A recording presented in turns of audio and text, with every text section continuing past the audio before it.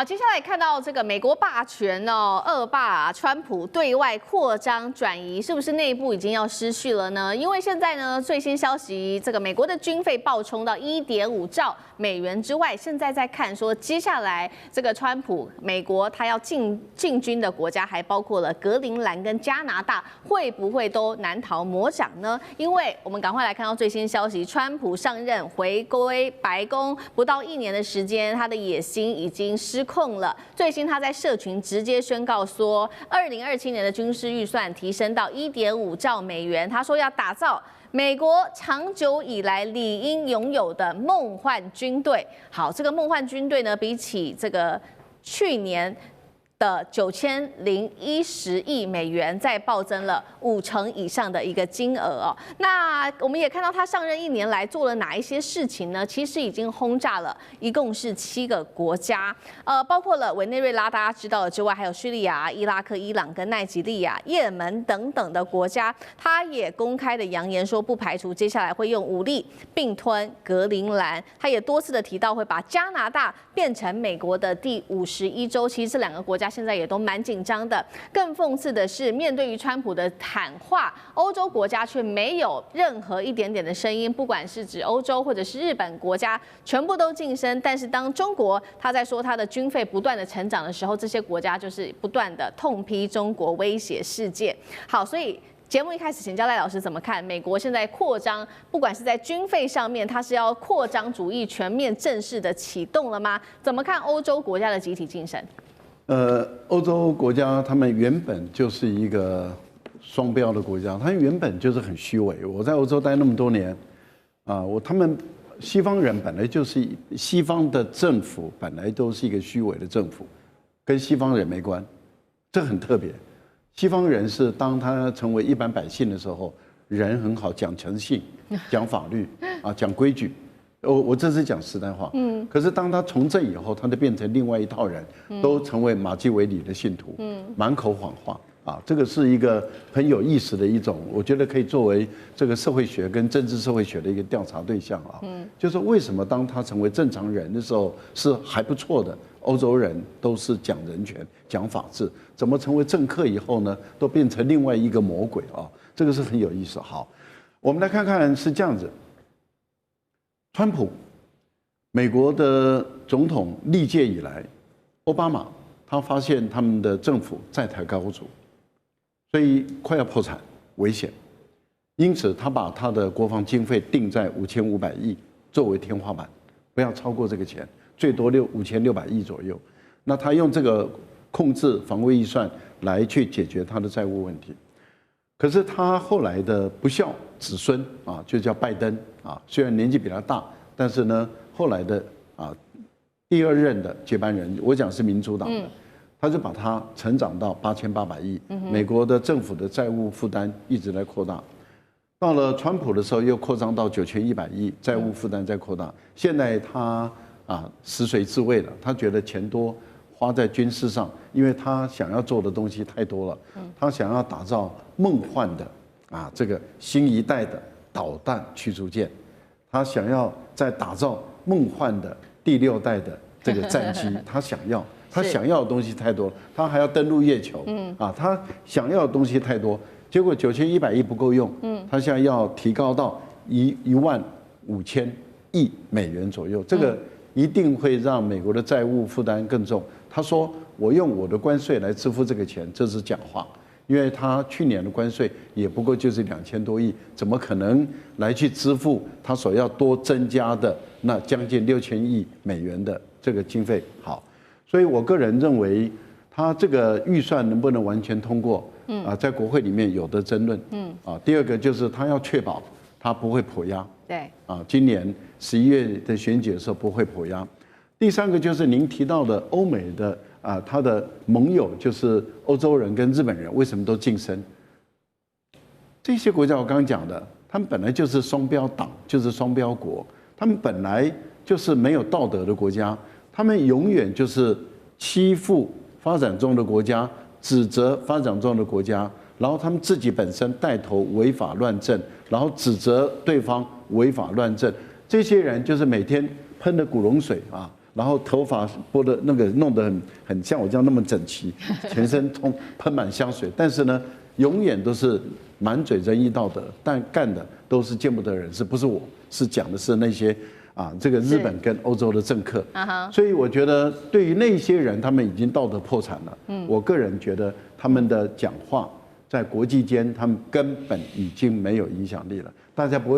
會再把歐洲人、日本人他們當成一回事了。好，所以我們看到川普不斷的增加他的軍費，擴充在世界的版圖，這是目前川普的最新的野心，一直持續的在各地開戰、點火等等。但是我們也要來看到，他現在點名的幾個國家，不管是這個格陵蘭或者是加拿大，其實這兩個國家我們剛剛提到都很緊張嘛。那有關於北約的戰力跟美國來做比較，能打得過美國嗎？答案恐怕還是不行的。我們來看到稍微做一個分析，這是來自於新聞週刊美國媒體做的一個。不管是空軍啊、陸軍跟海軍的一個比較，首先在戰機上面，美國的戰機高達超過了1400架。我們看到其他的國家遠遠不如美國，不管是英國啊，或者是法國的，或者是土耳其300架，波蘭等等，遠遠都不如美國。再來看到我剛剛說了嘛，空軍、陸軍跟海軍，陸軍美國有50萬的陸軍，遠遠超過北約盟友，還有2600台的主力戰車，1萬多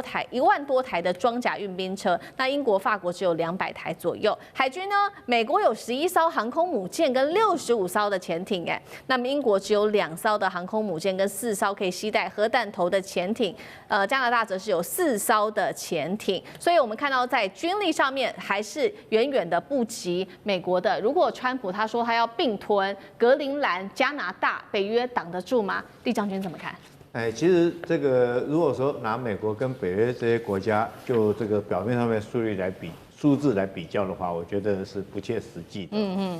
最重要的是你這些軍力，你可不可以在你所望的時間投入你所望的地點？所以歐洲這些國家大概不管它陸海空的戰力，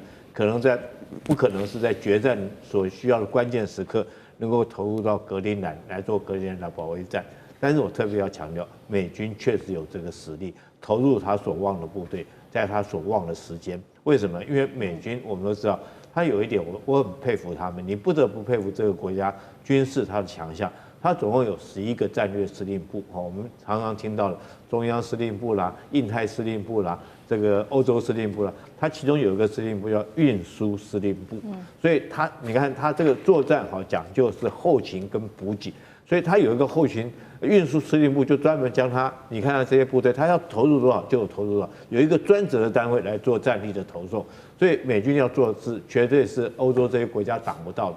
第二個美軍需要對格陵蘭動手，我認為他不需要，他用買的就可以買下來了。盧比奧也講的話，我們可以用買的。這個你知道我算過，格陵蘭人口不過是57000人而已。那如果說一個人發100萬美金好了，總共也不過就是570億美金，570億美金你能夠拿下一個200萬平方公里的土地，其實是 CP 值很高的、很划算的。你只要每個人發給他100萬美金就夠。可是盧比奧雖然說講了他要買，但是白宮的反過來講說，我們不排除用軍事力量來奪取。所以從這句話我們就看得出來，這個北約國家沒有能力跟你對抗，也不會跟你對抗。然後你盧比奧用買的也可以買下來，但是為什麼白宮還要講說不排除用武力的方式來獲取呢？我覺得純粹就是滿足這個川普他那種這個在遠古時代，像亞歷山大大帝那種開疆闢土，靠着一場戰爭來開疆闢土，在這個以後歷史上面留下他是這個霸王的這種英名。你看他開戰到現在，他已經打了7個國家，這7個國家有一個共同的特徵，都是弱小的國家。那格陵蘭當然也是弱小國家。我覺得從川普來講他真的是很幼稚。你看他要造所謂川普級的戰艦，4萬噸級的那種，滿足他的個人的軍事上小時候的夢想。那他現在一定堅持要用武力來奪取格陵蘭，他会不會做？我認為他會做。他做這個事情的目的，只是為了他以後希望在歷史上面，他可以跟亞歷山大這些帝王能夠齊名。所以歐洲這些國家之所以不敢講話，我想他們也看出來，他真的會這樣做，只是大家到時候不曉得怎麼辦。因為以歐洲的軍力，平常講真的是不足以跟美軍來做抗衡，也不會去做抗衡了。因為現在防守格陵蘭島的就是美軍這200萬的200個人的美軍，你叫美軍去攻擊美軍，還是美軍去抵抗美軍？我覺得這都是一些我們講的這個在旁邊旁觀者看的一些風涼話了哈。可是事實上，我覺得川普只是為了滿足他個人帝王的思想而已。好，所以一方面我們看到川普的种种这種擴張的野心，除了滿足個人的帝王私欲之外，另外一方面是不是他也在為接下來的期中選舉做好準備呢？因為其實現在美國的內部經濟也是一團亂，所以呢，川普會不會想要借由這些方式來挽救他的一些民調呢？我們來看到目前美國的經濟物價。好，來看到畫面上飆上了40年新高 ，K 型化的極端經濟，收入最高10%的家庭，他們其實貢獻近半的消費支出，連這些350種的藥物價格不斷的狂漲，讓人民的壓力非常的大。那川普現在其實也是在不斷的打擊民主黨哦。最新消息我們看到，他打擊民主黨政府之外，還有聯邦2000名的幹員直接空降明尼蘇達，他也凍結了5個民主黨州在當地的所有社福跟這個托育相關的補助，他自己也承認說了啦，他說輸了就會被彈劾。委員怎麼看？難得有一個美國總統幹沒有一年多就把內政搞得亂七八糟。當然，這個最重要的源頭就是2個，第一個就是因為他搞關稅政策，然後搞這些科技產品的對抗。對。因為本來以為說商級300，商人啊這個700，現在幾乎是平分一半，那自己受傷就很重啊。那這種因為關稅問題產生的物價，而且這個物價都是那種生活性的，不是那種什麼汽油啊之類的東西，都是食物啦、咖啡啦或者牛肉啊。那老百姓當然會氣得不得了啊！你就搞什麼名堂？我本來從巴西買很便宜，現在你加稅以後。那巴西要麼就是加價賣給你，要麼就轉賣給別人。那你說看哪一樣不會漲啊？那像中國就趁便宜趕快買了很多，所以他們更是陷入生活上的困難。社會上因為股票漲，有錢人川友友，沒有錢人民主黨啊，那就會舉行這個分隔。而且他狂打所謂的社會福利，很多的社會福利要縮水了，那你